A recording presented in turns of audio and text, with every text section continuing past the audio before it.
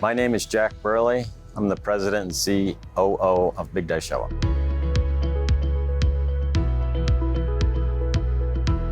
One of the bigger problems, more frustrating problems I think a lot of customers have is lack of repeatability of bore size. This is a problem that you've spent a lot of time getting the tool into size. Your bore gauge is measuring okay, everything's good to go. You go put the tool away, work next workpiece, next bore, whatever the case may be, and the size doesn't repeat. So the first thing we're going to look at is how are we roughing the tool, or how are we roughing the bore with a different tool first.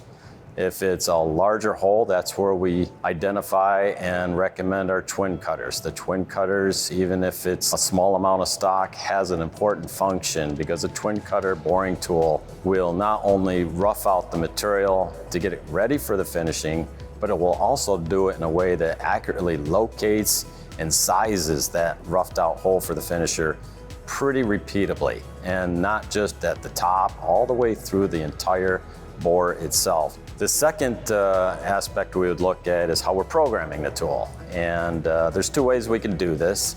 The common way is what we call the G76 boring cycle.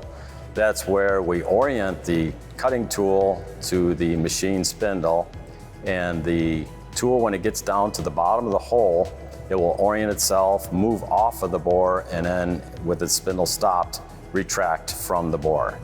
And the G76 is preferred for finished boring, but not only way to do it.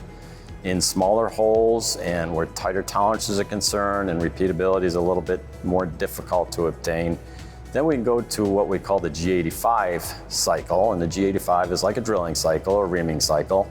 You're simply boring in and boring out. You don't have to orient. The time constraints are not really a big factor, especially with small holes. And this can help or aid in the size control quite a bit.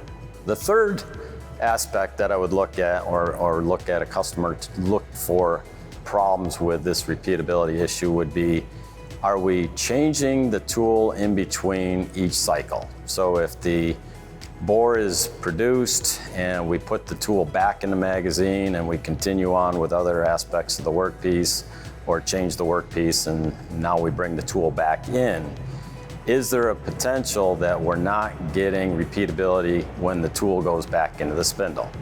Finished boring relies very, very strongly on the ability of that tool to get as close to the existing center line as it was before. In other words, the runout has to be exactly as it was determined the first time. If there's any variation, which means that the tool taper is not locating precisely into the spindle after the tool change, then you may have a problem with repeatability.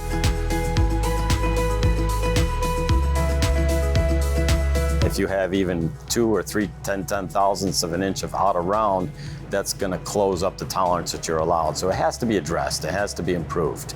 A lot of tools that we provide are high speed, which means they have a balanced factor put into them. They call it our EWB version. So as the tool is adjusted, it automatically adjusts itself for balance, which an unbalanced tool will create a lot of out of roundness because of that unbalance. It tries to force the spindle out of its normal center line, and this results in an out of round hole. That's one tool change that we could make or recommend as far as going to a balanced tool. The second recommendation though we have to look at is, again, would be the existing condition of the bore that we're going into. Has it been roughed out, or is it still got a lot of excessive stock in one side that we're trying to clean up with a finishing tool, which is not able to do it equally all the way 360 degrees.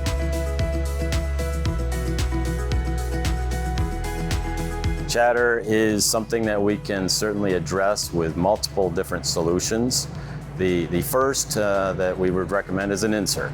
The insert and the positive or slightly negative geometry of that insert can influence these forces. If we can reduce the forces, we can reduce the chatter. The other thing that we can look at is the way that we feed the tool. If we're getting a little too hard on the feed rates, of course this also would increase the forces.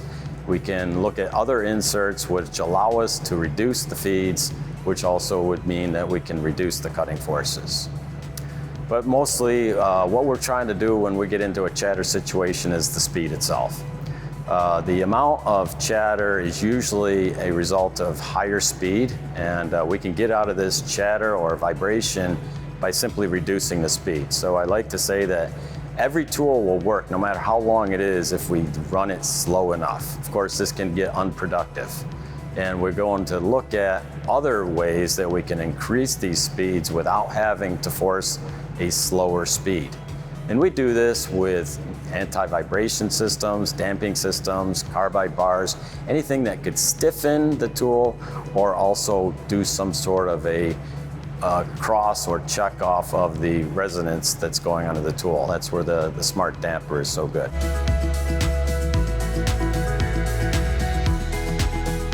Finish boring is not an art. It's a science that's been well documented and is fairly simple for most shops to obtain. A good boring tool requires fine adjustments. It requires operators who have the skills necessary not just to operate the tool, but also to measure bores.